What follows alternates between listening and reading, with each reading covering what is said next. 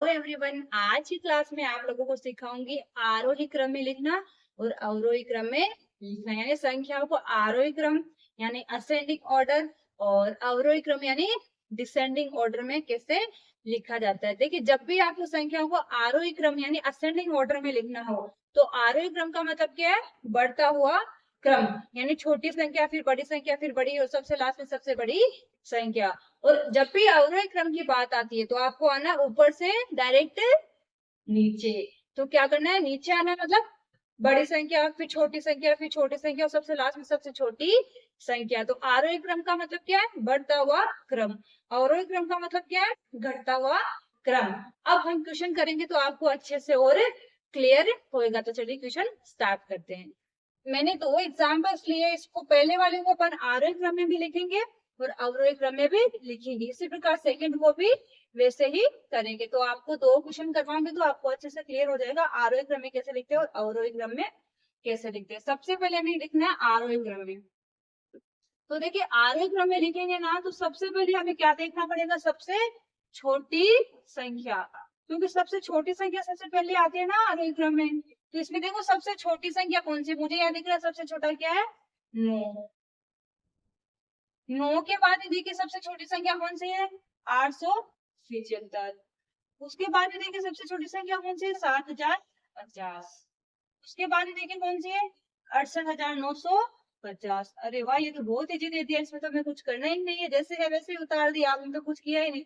लेकिन हर बार ऐसा नहीं होता। ये मैंने आप लोगों को समझाने के लिए लिखा कि कई बार संख्या में ऐसे भी देते हैं हमें, मतलब ऐसे सोचने के लिए, मजबूर करने के लिए, हमें कंफ्यूज करने के लिए। कई बार या जो भी एग्जाम में क्वेश्चन आते हैं ना, उसमें हमने ऑलरेडी आरोही क्रम में दिया हुआ रहता है वो, या अवरोही क्रम में दिया हुआ रहता है, फिर भी अपन को इसे बोलता है आप करो। लेकिन हम जब देखने से पता चलता है तो ऑलरेडी आरोही क्रम में ही है।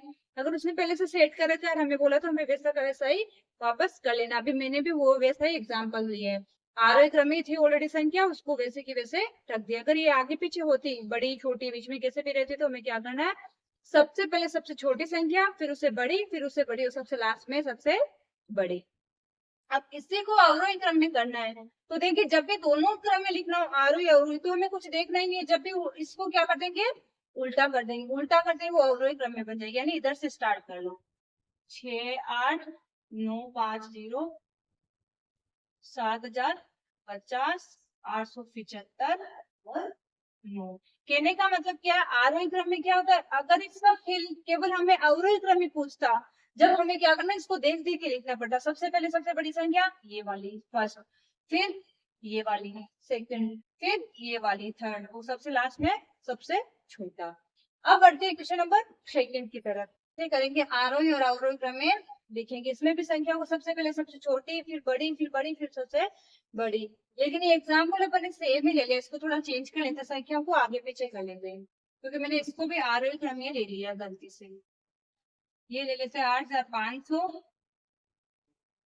और ये ले लेते हैं 8,050। अब देखिए, आपको अगर इसको आरोही क्रम में लिखना हो तो इसमें सबसे पहले सबसे छोटी संख्या ढूंढनी है। सबसे पहले सबसे छोटी संख्या, फिर बड़ी, फिर बड़ी, फिर सबसे लास्ट में सबसे बड़ी। सबसे पहले सबसे छोटी संख्या कौन सी है? ये वाली है, 8,005। अब उसके बाद में क्या है? 8,500 बड़ा है कि 8,050 बड़ा है? 8,500 बड़ा है, इसका मतलब ये छोटा है ना, तो आएगा 8,050। फिर है ये दो तो हो गई, जो हो गई है उनको देखना नहीं है, साइड में रख देना है। बचे 8,500 और 80,500, दोनों में से कौन सा छोटा है? 8,500, तो आएगा 8,500। लास्ट में कौन सा बच रहा है? 80,500, इसका मतलब ये सबसे बड़ा है। ओके। अब करते हैं इसका ही अवरोही क्रम। अब आपको इसे आरोही क्रम में पूछा ही नहीं, डायरेक्ट अवरोही क्रम में पूछा, तो सबसे पहले हमें क्या देखना? सबसे बड़ी संख्या। इनमें सबसे बड़ी संख्या कौन सी है? 80,500। उससे छोटी कौन सी है? 8,500, 8,005, 8,050।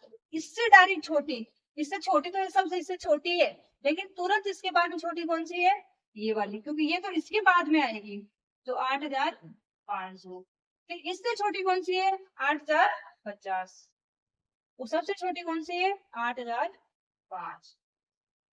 ओके, क्लियर हुआ सभी को? चलिए एक एग्जांपल और लेते हैं। जैसे मैंने यहाँ पे लिखा 7,063, 800, 50, 951, 620। इसको आपको आरोही और अवरोही दोनों में लिखना है। तो आरोही में लिखेंगे जब क्या हो जाएगा, सबसे पहले सबसे छोटी संख्या यानी 620, फिर उससे बड़ी यानी 850, फिर उससे बड़ी 951, फिर सबसे बड़ी कौन सी है, 7063। ओके, ऐसे ही अवरोही क्रम है। अवरोही क्रम में हमें क्या करना है, सबसे पहले सबसे बड़ी संख्या लिखनी है। सबसे बड़ी कौन सी है, 7063। उससे छोटी कौन सी है, 951। 951 से छोटी कौन सी है, 850। तो सबसे छोटी है 620। ओके, क्लियर है सभी को। इस प्रकार आप और भी ऐसी संख्या ले सकते हो और अपना डाउट क्लियर कर सकते हैं। अच्छा, मेरे हिसाब से किसी को कोई भी समस्या आरोही क्रम और अवरोही क्रम यानी असेंडिंग ऑर्डर और डिसेंडिंग ऑर्डर में लिखने में कोई भी प्रॉब्लम नहीं आने वाली। फिर भी अगर आपको कोई प्रॉब्लम आ रही तो ऐसे और नंबर ले लो और संख्या ले लो, उस पर खुद काम करो तो आपका ये डाउट है ना वो क्लियर हो जाएगा। ओके, मिलते हैं नेक्स्ट क्लास में, तब तक के लिए